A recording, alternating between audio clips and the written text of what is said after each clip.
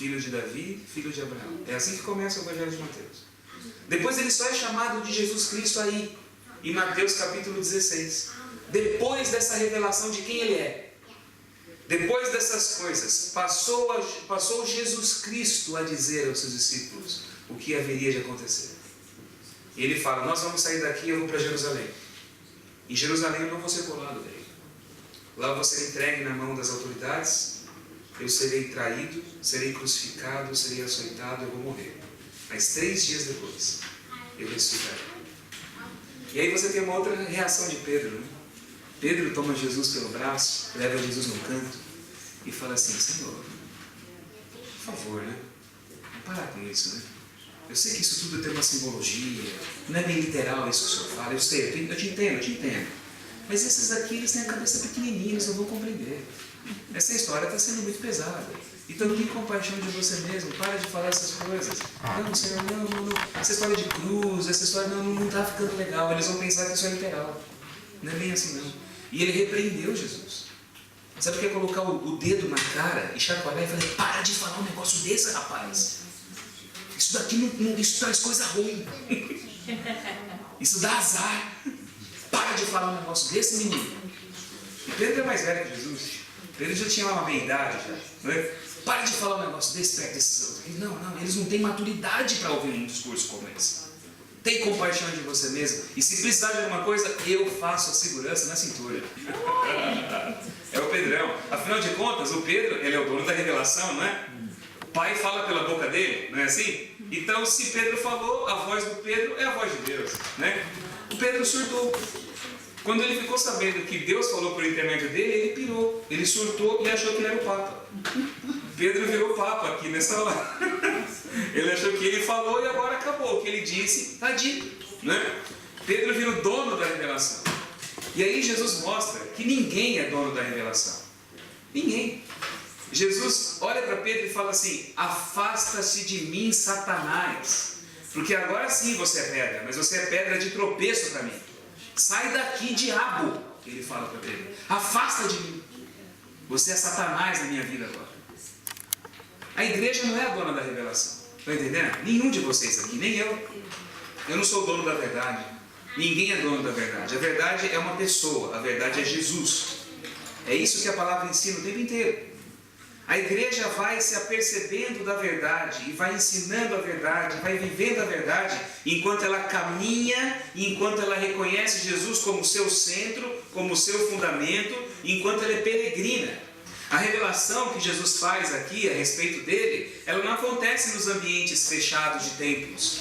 Jesus se revela no caminho, na viagem, indo para Cesareia de Filipe. E é no caminho que essa revelação de Deus vai se tornando acessível à minha vida, à vida de cada um de nós. É na vida, é em contato com a vida. Jesus não se mostra como o Cristo nos lugares sagrados da religião dos dias dele. Ele vai para o lugar mais pagão de Israel. E é pela primeira vez que ele menciona a palavra igreja. Pela primeira vez, é nesse lugar. Olha que coisa interessante. Quando ele fala sobre igreja, e ele fala poucas vezes sobre igreja no Novo Testamento. Ele fala muito sobre o reino de Deus. Sobre igreja ele fala poucas vezes. Mas é aí que ele fala pela primeira vez sobre igreja. Nesse lugar. No lugar onde o diabo, por assim dizer, tinha a sua marca, o seu território. A cultura da malignidade era ensinada e associada a essa região. E é aí que ele fala sobre igreja. Mostrando para mim e para você que igreja, ser igreja, não é ficarmos aqui fechados nesse salão, sentadinhos na cadeira, ouvindo alguém fazer um discurso ou um sermão bonitinho para você. Igreja é igreja quando ela é convicta do poder de Deus, quando o povo de Deus é baseado, fundamentado em quem Jesus é, e quando encara a vida de frente como ela é aí fora. Quando ela invade os lugares onde o diabo reina. Quando ela invade os lugares onde o mal se manifesta. E quando em nome de Jesus nós arrancamos as pessoas do domínio do diabo. Quando nós enfrentamos a vida como ela é. Sem nos poupar, sem fazer de conta, sem fingimento, sem amaciar a realidade à nossa volta. É olhar o mundo como ele é estar presente onde o mal está. É aí que nós somos igreja. Nós temos uma ideia errada de igreja. Igreja para nós é lugar. Igreja é templo, não é? Nós vamos à igreja, não é assim que você fala? Você sai de casa e pensa que a igreja é um lugar.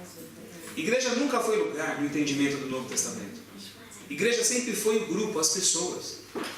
Nós estamos aqui num auditório, num local separado para adoração. Deus faz presente aqui. O lugar é especial, dedicado para adoração a Ele. Mas igreja são vocês. Se amanhã, por alguma razão, nós não pudéssemos estar aqui reunidos, e nos reuníssemos aqui em alguma praça, aqui, em algum parque, nos assentássemos debaixo de uma árvore, e ali compartilhássemos a palavra de Deus, a igreja não estaria reunida lá? Sim ou não? Eu não preciso de paredes para ser igreja. Se nós estivermos reunidos e Jesus conosco, aí nós somos igreja. Igreja somos nós. Igreja não é lugar. Hoje eu fui visitar a Catedral de Colônia. Aqui. Fui conhecer lá. Subi os degraus, tá? Subi. Estou quebrado aqui, mas subi. Subi os degraus. E eu fico vendo hoje, né? Fiquei olhando ali aquela catedral. E você vê o esforço humano para poder estimular no coração das pessoas que entram ali o sentimento da transcendência, do sagrado, não é? As catedrais são gigantes para você se sentir de que forma? Pequeno. Você se sente uma pulga. Você se sente um nada ali dentro. Você se sente minúsculo. E quando eu entrei hoje, estavam celebrando missa lá. E eu vi o órgão tocando. Até o Léo falou para mim do órgão tocando, né? Eu vi aquele órgão lá pesado tocando. E você sente uma coisa ali. O poder que você sente, a sensação de santidade, de transcendência, é muito grande. Não é? Quando você entra num ambiente como esse. Esse é o nosso conceito de igreja. E o nosso conceito de santidade é assim, é uma coisa que vem de fora para mim. Eu vou no lugar onde a santidade domina. Aí eu saio de lá, a santidade não está mais. A santidade para mim está no lugar. E o sentimento de presença de Deus, ele tem que ser de alguma forma estimulado dentro de mim. É isso que o homem faz. Isso é o que a religião faz. De acordo com o Evangelho, com Jesus não é assim. Eu carrego a santidade em mim quando Ele me habita. Igreja não é catedral. Igreja somos nós. O Espírito me habita. Entende? E quando nós vivemos essa experiência, Deus fala conosco e fala através de nós. Do contrário, quando você pensa que é o dono da verdade, que você é o detentor da revelação, você vira teólogo, mas você fala bobeira. Você pode criar teologia, como muitos teólogos criam teologia. Não passa de filosofia sofisticada falando de Deus. Mas a verdade do Evangelho, ela não habita esse tipo de espírito.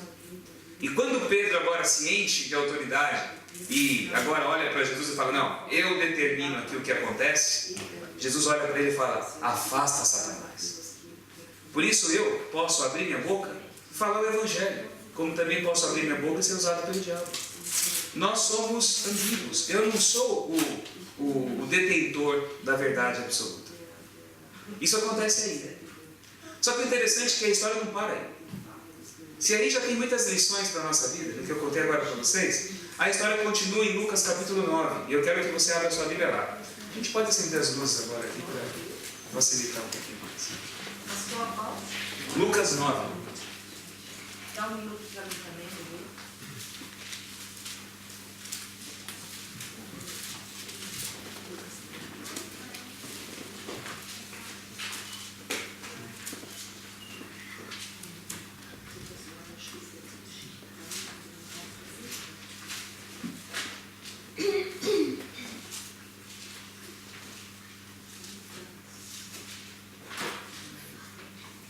Lucas 9, do verso 28 em diante.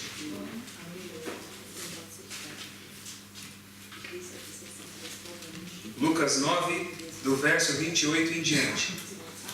E eu quero que vocês acompanhem a leitura aqui que eu vou fazer.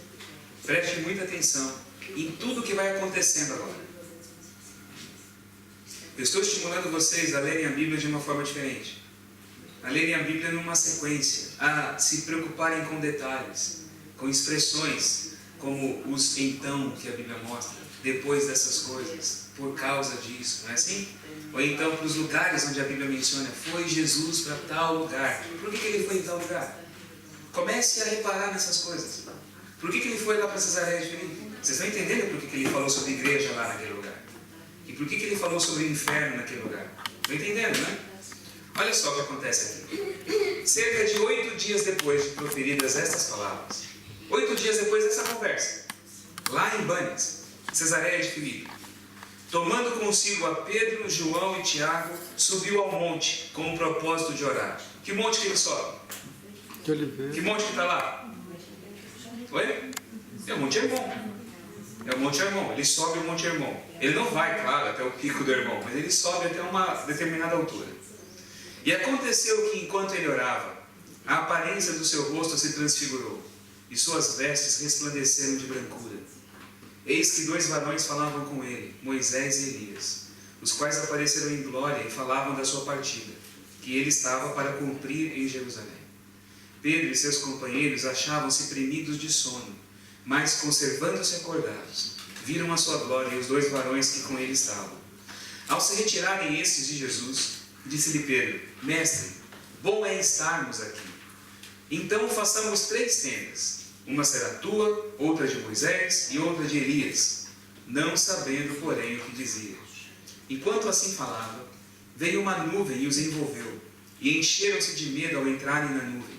E dela veio uma voz dizendo, Este é o meu filho, o meu eleito, a ele ouvi.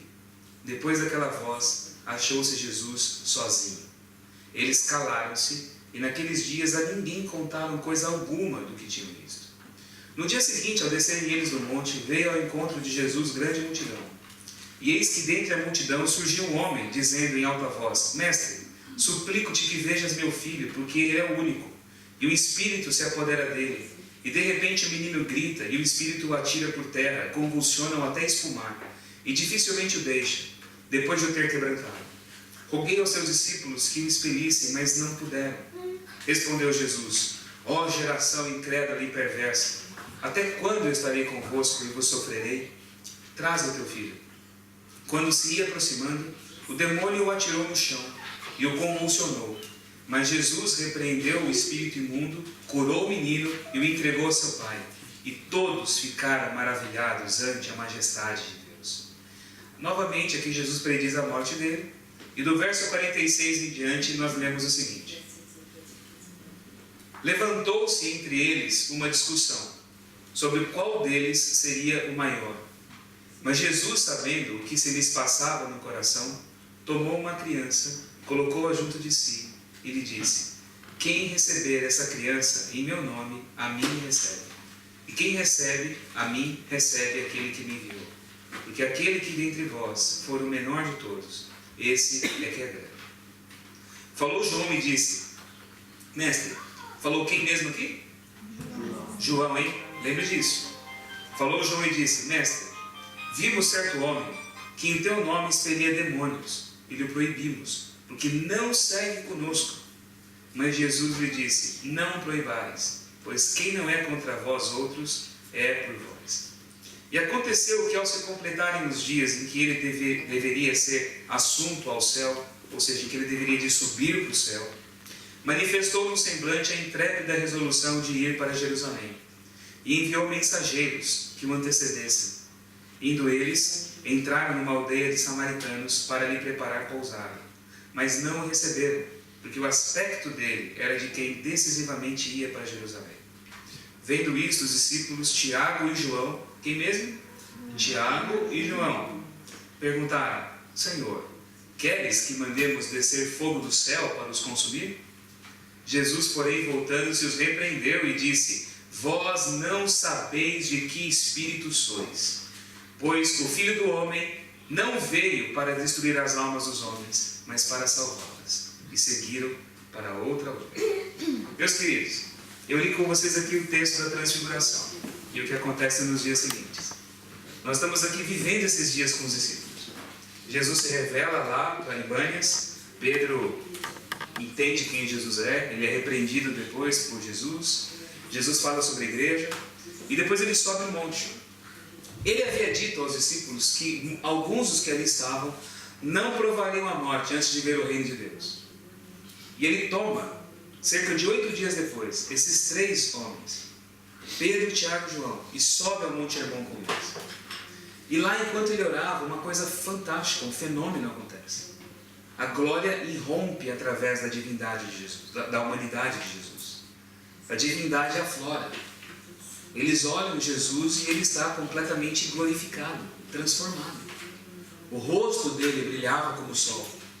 As roupas dele se tornaram tão brancas que dizem outros evangelhos, mais brancas do que qualquer lavandeiro da terra poderia deixar branca.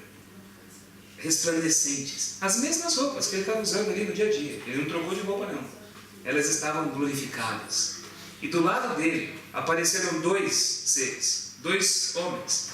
Um era Moisés e o outro era Elias. E eles conversavam. E o assunto da conversa era aquilo que iria acontecer em Jerusalém, a morte de Jesus. A partida de Jesus. E a palavra grega para partida é êxodo. É interessante Moisés falando sobre o êxodo, né? É Moisés falando sobre o êxodo de Jesus. O êxodo que iria cumprir lá em Jerusalém. Ele estava indo para Jerusalém. E essa é a conversa. E os discípulos olham aquela cena. E é interessante a gente perceber algumas coisas bonitas aqui. Quando Cristo se glorifica, quando Ele mostra glorificado, tudo que está em torno dele, tudo que está com Ele também é glorificado. Se Jesus estivesse usando ali um shekel, que é a moeda dele no bolso, o shekel foi glorificado. A roupa foi glorificada, a cuequinha dele foi glorificada. Tudo foi tornado santo.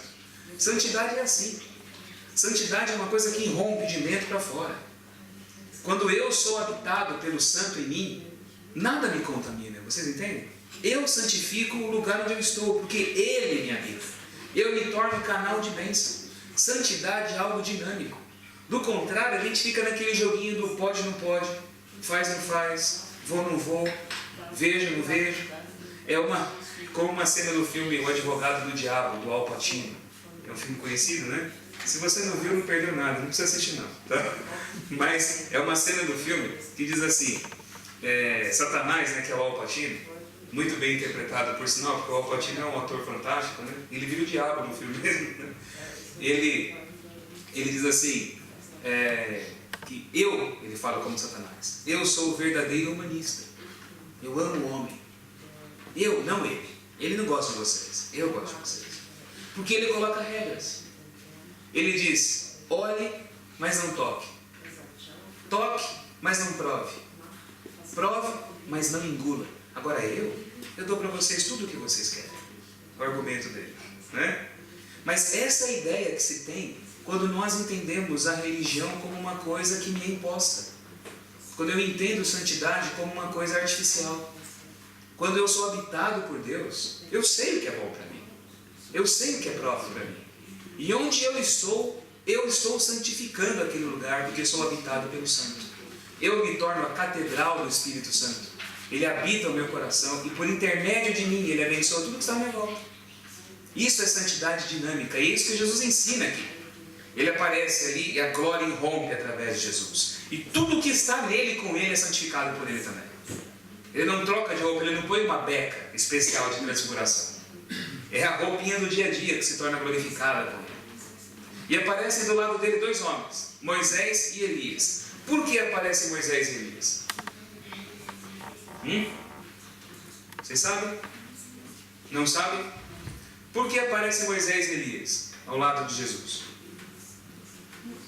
Ele disse que... Oi? Pode falar. Essa é a minha opinião pessoal. Eu acho que era para ser confortado por eles. Sim, claro. Ele foi realmente confortado por eles. Esse foi o objetivo. Mas, por que não apareceu Enoque, por exemplo? Os 2 que apareceram, eles estavam vivos, né? A Bíblia fala que Elias foi para o céu sem provar a morte, e Moisés morreu e foi ressuscitado. Os 2 foram levados vivos para o céu. Um passou pela morte, outro não. É por isso que muitas vezes nós até definimos essa transfiguração dessa maneira, né? Jesus mostrou para eles uma premiere, uma van premiere do reino de Deus. Aqueles que vão para o céu sem passar pela morte e aqueles que vão para o céu depois da ressurreição. Essa é a nossa explicação. Não é errado. É a explicação que a gente conhece, ela está certa. Mas há um outro significado que para a gente passa desapercebido. mas para qualquer judeu daquele tempo eles entenderiam.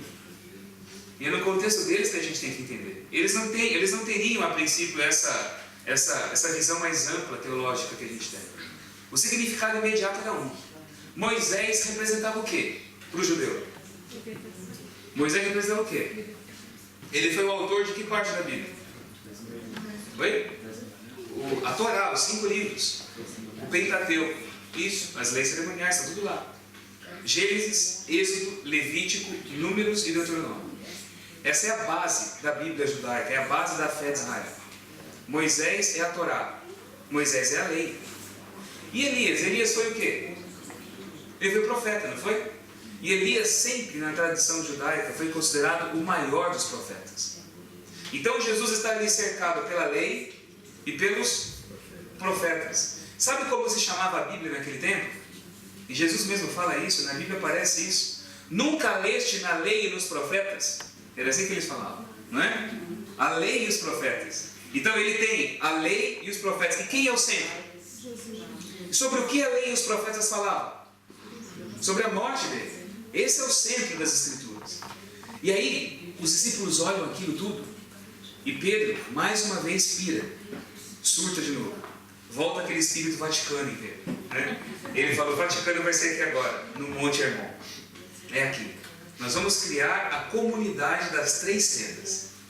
Vamos fazer uma para Moisés, uma para Elias, outra para o Senhor. E nós aqui, Pedro, Tiago e João, vamos coordenar essas tendas e vamos controlar o acesso, a liturgia das tendas, as músicas das tendas. Nós vamos colocar todo o culto das tendas. Nós vamos determinar quem pode vir, quem não pode, quem pode participar. Nós vamos ser aqui os representantes terrenos da religião das 3 tendas.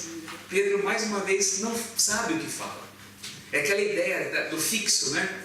O sagrado plantado no chão, a religião fixa, o local sagrado, o território santo, o chãozinho que está ali, né, cheio do poder divino ali no chão, no território. Essa é a ideia bem pagã de Pedro. E a Bíblia fala que ele não sabe o que ele está falando, ele falou aquilo por bobeira.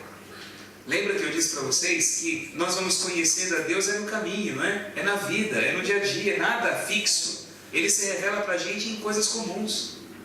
A presença de Deus não se encontra em catedrais, ela se encontra no dia a dia. No beijo que você recebe de quem você ama, nas lutas que você enfrenta no dia a dia, na conversa que você tem com um amigo, no conforto que você oferece para alguém, no conselho que você dá para alguém. Nas coisas simples do dia a dia, Deus se revela, Ele está presente em tudo. Tudo está cheio da sua glória, é o que a Bíblia fala. A terra inteira está cheia da sua glória. Mas o Pedro, coitado, não sabe disso. Enquanto ele está falando essa asneira, ele é interrompido por Deus. Deus fala: cala a boca, Pedro. Aí desce a nuvem e envolve todo mundo. E da nuvem se escuta uma voz. O que diz a nuvem? Tu és meu filho. Pelo contrário, diz assim: este é o meu filho amado, escutem a ele. Jesus está cercado pela lei e pelos profetas. A lei é uma representação das escrituras hebraicas. E o centro da revelação é Jesus. Escutem Ele. Vocês querem entender as escrituras? Entendam Ele primeiro. É a partir dele que vocês entendem as escrituras. Vocês querem ser a minha comunidade, a igreja? Então a fé de vocês é baseada na minha natureza divina. Eu sou o Filho de Deus. Vocês querem ser a minha comunidade? Vocês serão a minha igreja, não se trancafiando em templos, se fechando e se isolando em salões, mas é vocês aqui se fortalecendo, aqui buscando conforto, aqui sendo fortalecidos pela palavra, mas vivendo a fé de vocês na vida de verdade. É arrombando as portas do inferno, é indo onde o mal está, é lá que vocês vão aprender a ser a minha comunidade. Vocês querem ser a minha comunidade? Então vocês vão aprender a interpretar as escrituras a partir de mim. Eu sou o centro das escrituras. Aquilo que parece comigo é para vocês. Aquilo que não tem nada a ver comigo já passou. É a partir de Jesus que eu leio a Bíblia. Ele é a minha chave de interpretação para tudo aquilo que eu encontro na palavra. Martinho Lutero tinha uma frase interessante. Ele dizia o seguinte: que ele aceitaria qualquer palavra do Evangelho, mesmo que fosse dita por Pilatos, por Barrabás e por Caifás. E ele rejeitaria qualquer palavra que não tivesse nada a ver com o Evangelho, ainda que fosse dito por Paulo e por todos os apóstolos. Ele falava assim. É verdade, porque o Evangelho quem é? O Evangelho é Jesus. Se eu estou nele, se ele é o centro, então a revelação vem. Eu uso Jesus para interpretar todas as escrituras anteriores e para poder entender até mesmo o que vem depois. Ele é o centro de tudo. É assim que nós somos igreja. Os discípulos olham para aquilo, ficam impressionados. Mas sabe o que é pior? Como todo discípulo, eles não aprendem nada. A gente sabe tudo isso, mas a gente não aprende nada. Porque depois nós vemos uma sucessão de absurdos que vai acontecer. É por isso que eu li o capítulo 9 quase que até o fim com vocês. 3 subiram no monte, 3 viram a glória. O que aconteceu com os outros que estavam lá embaixo? Os outros 9? Como foi a noite deles? 3 passaram a noite com Moisés, Elias, Jesus, Deus. Os outros 9 passaram a noite com quem? Passaram a noite com o diabo. Né? Lá embaixo da montanha. Né? Aquela coisa, sai dele! Conhece aquela piada do cara que estava ali tentando fazer o exorcismo? Uma igrejinha pequenininha, no interior. Ele gritando, sai, sai, sai em nome de Jesus, gente, sai. E ele levantava o dedo, sai. E tinha em cima dele assim, sabe esses interruptor de lâmpada, sem lâmpada, né? Sai. Ele enfiou o dedo no bocal da lâmpada, começou a tomar aquele choque, né? Ele, sai dele, sai de mim também. Sai dele e sai de mim também. Choques. Passaram a noite inteira nesse, sai dele e sai de mim também. E não aconteceu nada. Aí Jesus desce da montanha e quando eles veem Jesus, ai que alívio, ele chegou. E aí levam o caso para Jesus, Jesus olha a falta de fé e ele fala, ai geração, que povo, que raça, até quando eu vou estar no meio de vocês, até quando eu vou ter que aguentar vocês, eu não aguento mais vocês. É Jesus dizendo isso. Deus também perde a paciência, né? Eu não aguento vocês mais, não aguento, já deu, já chega, né? Traz aquele menino. Aí levaram o menino até Jesus e Jesus expulsa o demônio ali. E aí, imaginem só, gente, vamos pensar como seres humanos, eles eram seres humanos como nós. Imagina o clima que fica ali entre eles. Jesus deu ordens a Pedro, Tiago e João que não falassem nada do que eles haviam visto lá. Agora são os 3 felizes, que viram a glória, e os 9 que passaram a noite inteira com o diabo e não conseguiram expulsar o demônio. Imagina o clima no grupo dos 12. Os 3 estão ali. Como está, Pedro? Bom. Oh, glória! Aleluia! Só bênção. E João? Nem falo para vocês. Né, Pedro? Né? Bom, né? E aí, Tiago? Ai, se eu pudesse, se eu pudesse. E os 9 ali olhando aquilo sem entender o que está acontecendo. Né? E vai criando um clima de disputa, de raiva no meio do grupo. Não é? O que esses 3 têm que nós não temos? O que está acontecendo aqui? Por que eles estão nessa e a gente nessa? E aí começa aquela discussão. Por que vocês acham que aparece a discussão sobre quem é o maior? Não é lógico o que está acontecendo ali com eles? Aquele clima horrível ficou no meio dos 12. E eles começaram a discutir. Não, por que você está pensando que você é quem, João? Para vir com essa risadinha de hipócrita na nossa cara aqui. Está pensando o quê? E aí começa aquela discussão no meio dos 12. E Jesus olhando aquele de longe, naquela cena.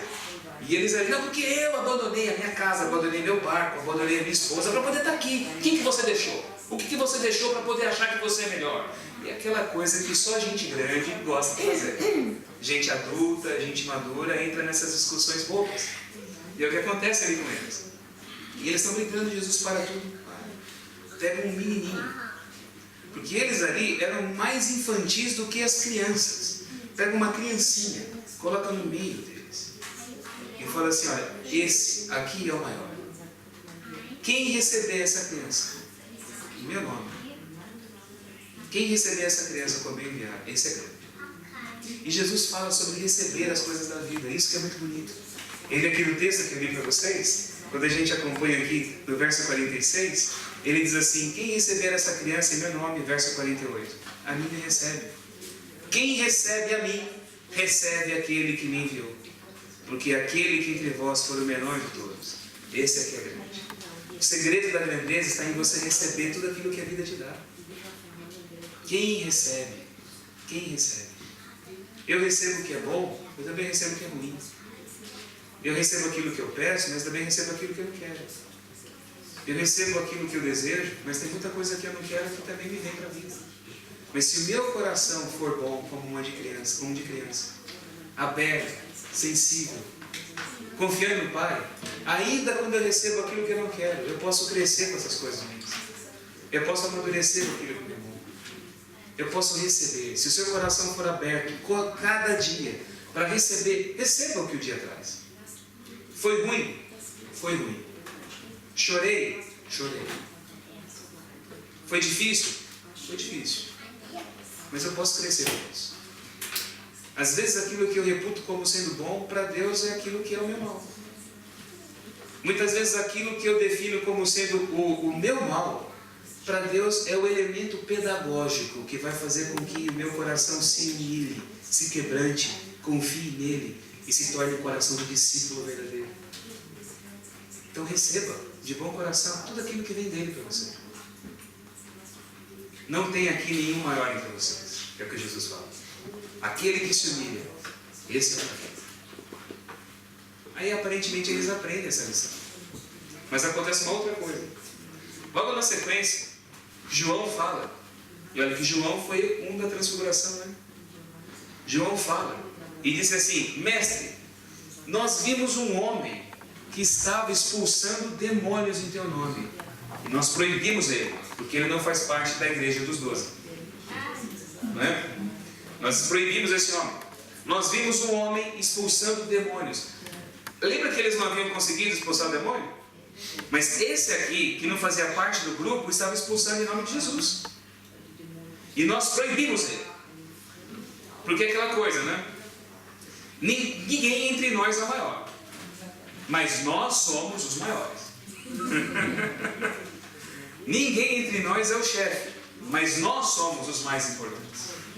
Não é assim? Mas não funciona isso com a gente também? Não é? Eu digo para vocês, eu sou adventista. Eu abracei essa igreja porque confio na forma como Deus guiou esse povo até aqui. Confio na revelação da palavra que essa igreja traz. Confio na interpretação das escrituras que ela oferece. Acredito na história do movimento, na missão que Deus deu ao movimento adventista. Mas, meus irmãos, o que é o adventista melhor que um batista? Uma Assembleia de Deus? Melhor que qualquer outra? Qualquer outra religião? Na essência, o que eu tenho de melhor que ele? Eu não sou o dono da verdade, lembra?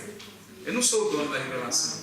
E digo mais ainda a vocês, se essa igreja existe como movimento e como missão, porque a igreja de Jesus foi plantada aqui para a missão, para invadir as portas do inferno e retirar os cativos do diabo de lá de dentro, essa igreja só tem razão de ser por causa dos outros.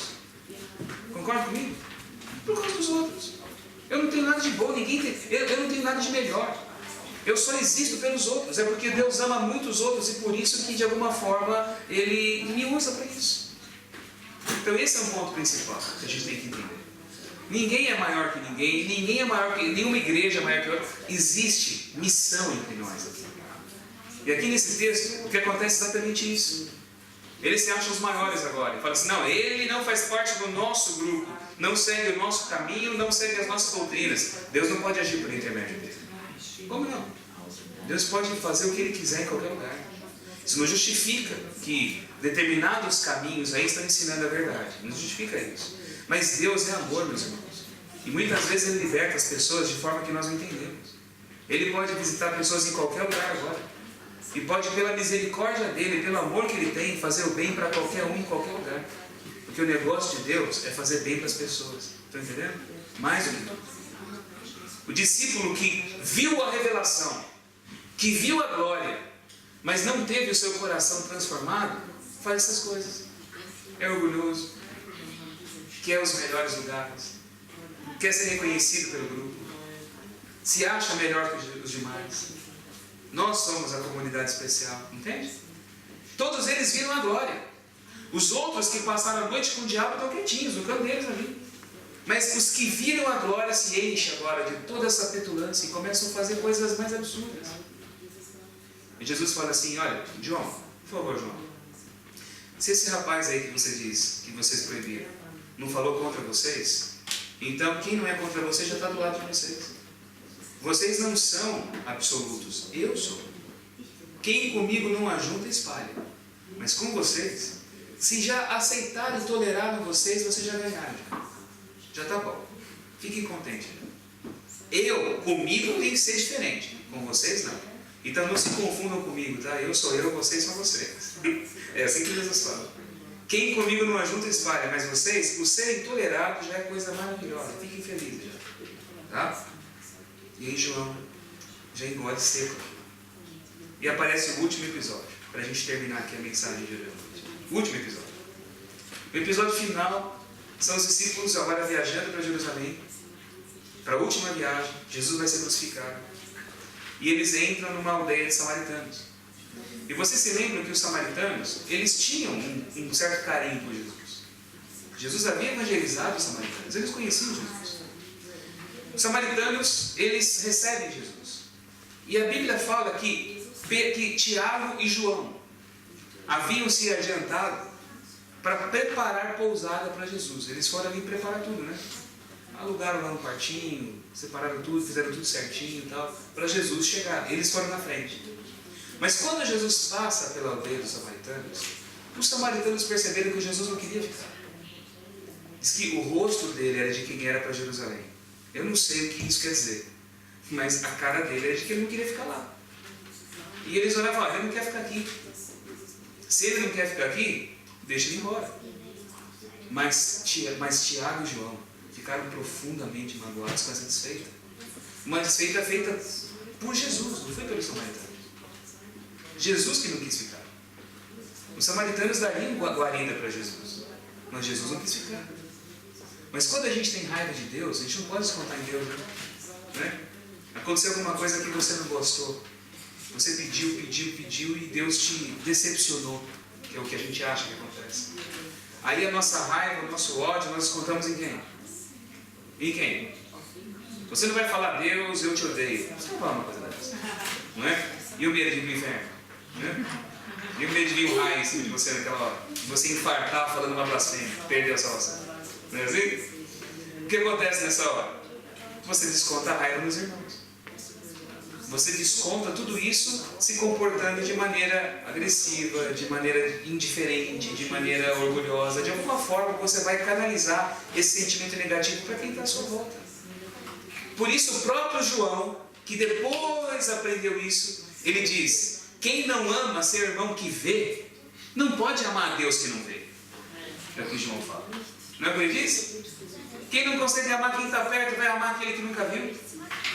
É muito mais fácil eu amar vocês aqui do que amar um conceito que eu não conheço, que eu nunca vi. Mas quando eu amo de fato aos meus irmãos, eu amo a Deus. E quem ama a Deus, ama também ao seu irmão. É o que a palavra fala. Então é simples assim. João, agora, olha e fala assim, Senhor, eles não querem receber você? Queres que façamos descer fogo do céu para consumir? Olha que discípulo maravilhoso. Quem que havia feito descer fogo do céu no Antigo Testamento? Ué, eles tinham visto quem lá no Monte da Transfiguração? Agora, percebe como fez mal esse negócio? Percebe como fez mal? Uma coisa que é maravilhosa fez mal na mente, no comportamento desses homens. Agora eles estão achando que Elias vai fazer descer fogo do céu o tempo todo. Que eles são melhores do que todo mundo, não é? Que eles têm preeminência sobre os demais, que eles determinam quem é de Deus e quem não é. Eles podem repreender Jesus quando ele quer, quando eles quiserem, melhor dizendo. Eles podem limitar as ações de Deus, determinar o que Deus pode fazer. Aquilo que faz bom, aquilo que faz bem, aquilo que é bom, quando não transforma o coração, se transforma no maior mal da minha vida. E foi isso que aconteceu com o Evangelho na vida desses homens. Aí Jesus olha para eles e fala assim, vocês não sabem de que espírito vocês são. Vocês não sabem o que vai dentro do coração de vocês. O Filho do Homem veio para salvar e buscar todos os pecadores. Vocês me seguem, mas vocês não sabem que espírito vocês têm. E a pergunta que eu faço para vocês hoje nessa noite é essa: qual é o seu espírito? De que espírito vocês são? Nós estamos aqui reunidos nessa semana de oração ouvindo a palavra de Deus. Tem coisa melhor que isso? Ouvir a palavra de Deus, louvar a Deus. Você sair daqui com seu coração confortado com uma mensagem do Evangelho, olhar para as Escrituras e descobrir Jesus de uma forma diferente, ter o nosso coração motivado em servir, em seguir, em olhar para o mundo aí fora, esse mundão duro, seco, frio, mas enxergar nesse mundo gente que precisa, que carece, que está sedenta do Evangelho de Jesus. Buscar esse povo. Nos levantar aqui como uma igreja verdadeira do Senhor e ir com a força do Espírito Santo arrebentar os portões do inferno e levar o nome de Jesus no coração de muita gente que hoje está aí batendo cabeça na vida, sem saber onde encontrar conforto e solução. E você tem tudo isso na tua mão. Que é privilégio maior do que esse para nós? Mas aquilo que é bom, quando não transforma aqui por dentro a minha vida, se torna o mal da minha existência. É por isso que muita gente vai ficando exposta ao Evangelho, como nós, e vai ficando cada vez mais duro, cada vez mais insensível, cada vez mais seco, vai morrendo por dentro. Eu já preguei para muita gente, em muitos lugares. Já preguei para auditórios enormes e para grupinhos pequenininhos, para 4, 5 pessoas. Já tive muitas experiências assim. E digo para vocês, os auditórios mais responsivos ao Evangelho, os mais sensíveis, eram daqueles que nunca tinham ouvido nada, que não conheciam nada, que não sabiam de nada. Eram os olhinhos assim que brilhavam. Eram aqueles rostinhos assim que estavam se alimentando da coisa, que queriam mais. E muitos que dizem que sabem, muitos que batiam no peito, isso aí eu já conheço, isso aí eu já vi. Eram os mais frios, os mais indiferentes, eram os mais insensíveis de todos. Tinham teologia, tinham doutrina, tinham tudo, mas eram que nem Pedro. Se achavam os donos da revelação. Nós aqui mandamos o que Deus tem que fazer. Ele não faz nada se não for com o nosso consentimento. E esse espírito é do diabo, gente. É do mal. Eu não sou o dono da verdade, não. Você não é. Aqui entre nós não há ninguém maior. Pastor não é maior. Pastor está aqui como o que mais serve. Não é? Eu falo isso porque eu sou pastor também. Não há hierarquias entre nós. Existem dons diferentes. Ninguém aqui é mais importante que ninguém. Cada um tem a sua função diferente do outro. Você foi chamado para poder ser repleto desse poder de Deus e entender que aqui entre nós não há maiores e nós também não somos melhores que ninguém fora. Você foi escolhido pelo Senhor para poder levar a mensagem de esperança para as pessoas aí fora. Você foi chamado para isso, está entendendo? Vocês todos que estão aqui, vocês todos que estão aqui. Quer seja você membro dessa igreja ou não, batizado ou não, que tenha anos de igreja, ou dias, ou meses, não importa nada disso. Deus trouxe você aqui por vontade dEle. Eu tenho convicção disso. Para que você ouvisse isso e soubesse quem você é aos olhos dEle. Está entendendo? Mas quando eu me encho da palavra e me deixo ela transformar meu coração, ela faz mal. E é por isso que eu já vi as melhores pessoas dentro de igrejas e religiosas, e também encontrei as piores nesses mesmos ambientes. De que espírito vocês são? Que espírito eu quero ter na minha vida? O que eu quero que Deus faça em mim? Está na hora de nós deixarmos de ser só um grupo que se reúne aqui uma vez por semana e sermos uma igreja verdadeira. Concorda com isso? Está na hora de sermos mais aquilo do que nós pensamos que podemos ser. Está na hora da gente pensar que o que acontece aqui vai além do que diz respeito a reuniões, a comissões, a projetos. É viver a vida que Jesus idealizou para que cada um de vocês vivesse. É vocês se reunirem aqui, se fortalecerem uns aos outros, se amarem, cuidar uns dos outros, confortar um ao outro, ajudar um ao outro na caminhada cristã, porque essa tarefa é de todos, não é só do pastor. A Bíblia não coloca um pastor para cuidar do povo. Paulo escreve as cartinhas dele para as igrejas e ele fala sempre, exortem-se uns aos outros, amem-se uns aos outros, orem uns pelos outros, Cuidem uns dos outros, o cuidado é mútuo. Nós somos uma família aqui, em nome de Jesus. É isso que nós somos. Aqui nós nos fortalecemos. Aqui nós lambemos as nossas feridinhas da semana. Mas saímos daqui cheio do poder do Espírito Santo. Para poder aumentar e expandir o domínio de Jesus aqui nessa cidade. Onde quer que nós estejamos. Eu sou habitado pela santidade. Onde eu piso, o Senhor pisa comigo. Onde eu estou, Ele santifica o lugar. Isso é santidade. E tudo isso vai ser possível, vai ser real, se vocês entenderem quem Jesus é. Se Ele for a interpretação das Escrituras para cada um de vocês. Se vocês lerem a Bíblia a partir de Jesus. Se vocês entenderem que esse crescimento vai acontecendo no dia a dia da vida, cada dia. E se vocês receberem tudo aquilo que a vida oferecer com o coração aberto, aprendendo que até o mal pode ser bom quando eu confio no poder de Deus. E é aí que Ele se torna mais Deus para mim. Quando através do mal o bem se manifesta na minha vida. E quando isso se instala na minha mente e no coração, eu sei quem é o maior. Eu sirvo quem deve ser servido. Sou instrumento dele. E eu sei de que espírito eu sou. Sou do espírito do Filho de Deus, que veio aqui para buscar e salvar o que estava perdido. Simples assim. Não é claro? Ficou alguma dúvida do que eu falei para vocês hoje aqui nessa noite? É simples assim. Agora a pergunta mais uma vez eu faço: de que espírito vocês são? Porque gente que é gente da religião, mas que não tem espiritualidade, cansa Jesus. Ele fala: ô geração ruim, até quando eu vou ter que aguentar vocês? É o que ele fala. Mas gente boa do Evangelho, que mesmo com seus erros e com suas fraquezas, estão caminhando para poder viver na vida aquilo que Ele idealizou para elas. Esse povo, mesmo com seus defeitos, mesmo sendo samaritano, consegue entender Jesus com mais sensibilidade do que aqueles que dizem que são os detentores da teologia. Olham para ele e falam: ele não quer ficar aqui, deixa ele à vontade. Mas discípulo não entende. Discípulo quer queimar a gente, desse fogo do céu. Porque ele ouviu tudo e não deixou fazer bem no coração dele. Não perca a oportunidade de permitir que a palavra faça bem na sua vida. Não perca a oportunidade de crescer com tudo isso que vocês estão vendo e vivendo aqui. Vocês querem pedir isso para Jesus hoje?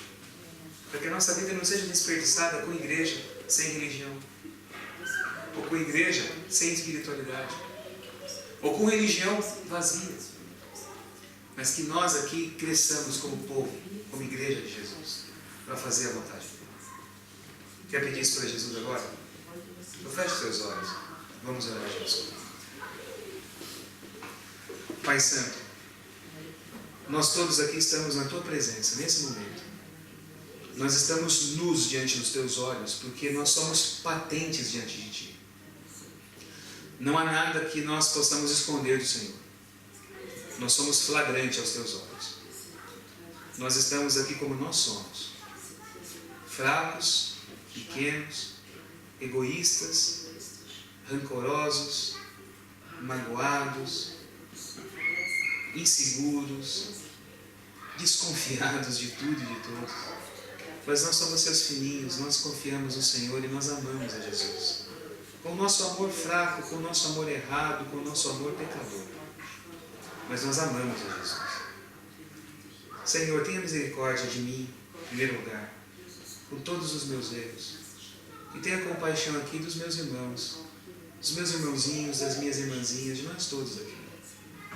Cura, Senhor, os nossos males do coração. Restaura a nossa alma. Invada a nossa mente. Purifica os nossos pensamentos.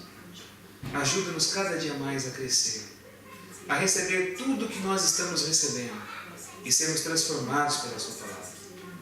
Do contrário, Senhor, nós ficaremos cheios de informação, mas cada vez mais pequenos, frios e cínicos. Não queremos que seja assim. Reaviva cada um de nós. Derrama Seu Espírito sobre a nossa vida. Restaura-nos, Senhor. E faça com que cada um aqui experimente a Sua vontade na vida deles. É o que nós te pedimos, em nome de Jesus. Amém.